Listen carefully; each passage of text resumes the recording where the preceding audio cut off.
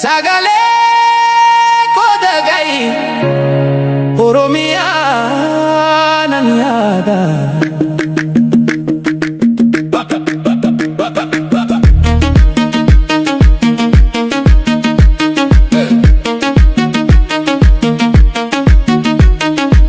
Baboy rake anini ulka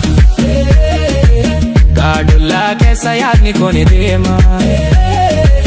Elele jechun gammachuni dhufa Wachale kesa sagalen koni ba Babo kesa tidala de jechun ko sina Gadulla kesa deme bare jirinya Bae miti kabeni konen ko gudda Arroji keessa taa'e abjuun ko guddata Adda yoo jechuun lafti na waamti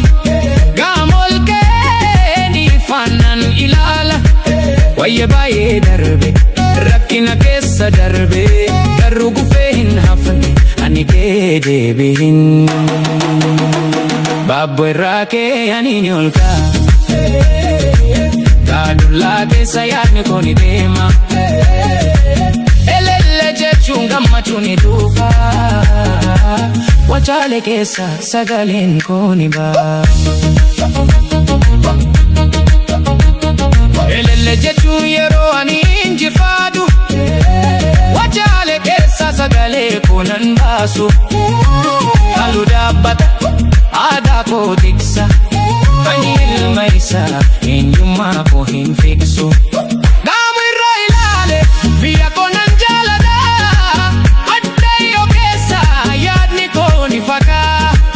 Arroochi keessa kee karaa ifatti baa Ani nama abdii qabu hin sodaanne yeroo tokko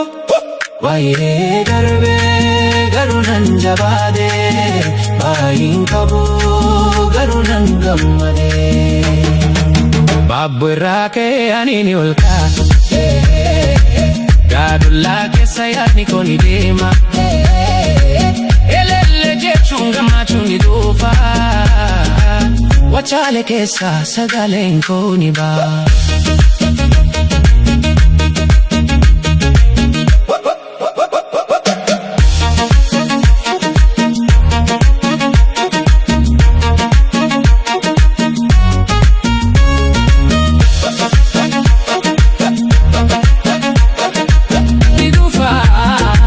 Wachale keessa sagalen koni ba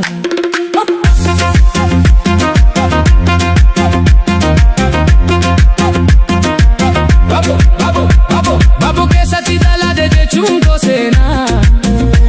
Gadulla keessa deeme bare jireenya Baay'ee miti qabeeni konnen ko guddaa Arrooji keessa taa'e abjuun ko guddata Adda yoo jechuun lafti na waamti Gaamol kee ani fannan ilaala Waa'ee baay'ee darbe rakkina keessa darbe Garuu kufee hin hafne ani kee deebi'een Baaboo irraa kee ani ni olka Gadulla keessa yaadni koo ni deema Elele jechuun gammachuun ni dhufa Wachale keessa sagalen koni ba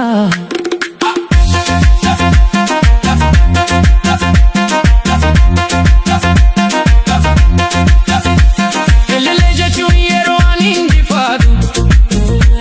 Wachale keessa sagale konan baasu Halu dhaabbata aadaa koo tiksa Ani ilma isaa eenyummaa koo hin fiksu Gamoo irraa ilaalee biyya koo nan jaalladha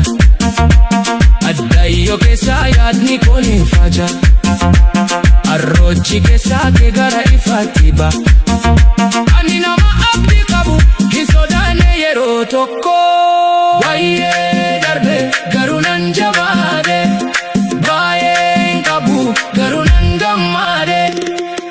Baaboo irraa kee ani ni olka Gadulla keessa yaadni koo ni deema Elele jechuun gammachuun ni dhufa papachale kesa sagaling ko ni ba.